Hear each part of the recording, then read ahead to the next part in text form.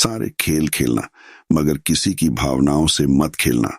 भावनाओं को समझने वाला अनपढ़ व्यक्ति भी दुनिया का सबसे पढ़ा लिखा व्यक्ति होता है। हाथ की लकीरों पर नहीं, बल्कि हाथ की लकीरें बनाने वाले पर भरोसा करो। कभी मत भूलना कि इंसान का सबसे बेहतरीन दोस्त ईश्वर होता है। बहुत जल्दी मान जाता है, पुरानी बातें याद नहीं करवाता और कभी अपने दर से मायूस नहीं लौटाता। अपनी जुबान की ताकत अपने माता पिता को मत दिखाना, जिन्होंने आपको बोलना सिखाया। याद रखना कि हालात के लिए माँ बाप वहां भी हाथ फैला लेते हैं, जहां वह पांव रखना भी गवारा नहीं करते। संभाल कर रखी हुई चीज और गौर से सुनी हुई बात जिंदगी में कभी न कभी काम जरूर आती है। दुनिया को विज्ञान कितना भी विकसित और सुखद बना ले, लेकिन मानसिक शांति आज भी प्रकृति की गोद में ही मिलती है। पहली बार मिला धोखा एक चेतावनी है, दूसरी बार मिला धोखा एक सीख है, लेकिन तीसरी बार मिला धोखा आपके गलत फैसलों का परिणाम होता है। संसार को व्यवस्थित रखने के लिए थोड़ा सा भय आवश्यक है।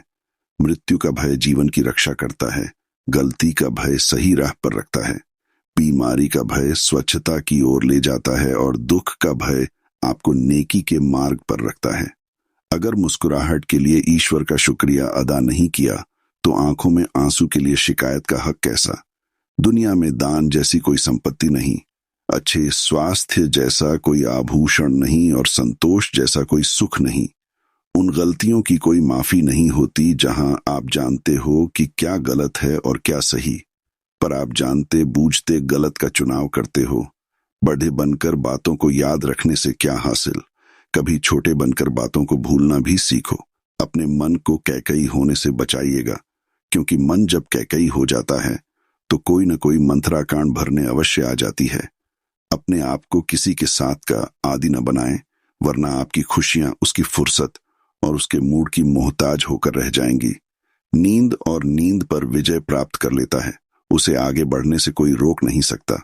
सांसें किसी का इंतजार नहीं करती, चलती हैं या चल देती हैं। इसीलिए चिंता उतनी ही कीजिए कि काम हो जाए, उतनी नहीं कि जिंदगी तमाम हो जाए। अगर आपकी वजह से किसी की आंखों में आंसू आते हैं तो ध्यान रखना कि ये आंसू आगे चलकर आपकी आंखों से भी आएंगे। वक्त का पासा कभी भी बदल सकता है, इसीलिए वही सितम करो जो तुम सह सको। अगर आपके घर 3 वक्त का खाना बन रहा है, मेहमानों का आदर हो रहा है, वो भूखे नहीं जा रहे, जरूरतमंद मदद के लिए आए तो खाली हाथ नहीं जा रहे, बच्चों को अच्छी शिक्षा और संस्कार मिल रहे हैं, तो ईश्वर का शुक्रिया अदा करें कि आप दुनिया के खुशनसीब और अमीर इंसानों में से एक हैं। प्रशंसा हृदय से, हस्तक्षेप मस्तिष्क से, प्रतिक्रिया विवेक से करने में ही समझदारी है, अन्यथा मौन ही सर्वोत्तम है।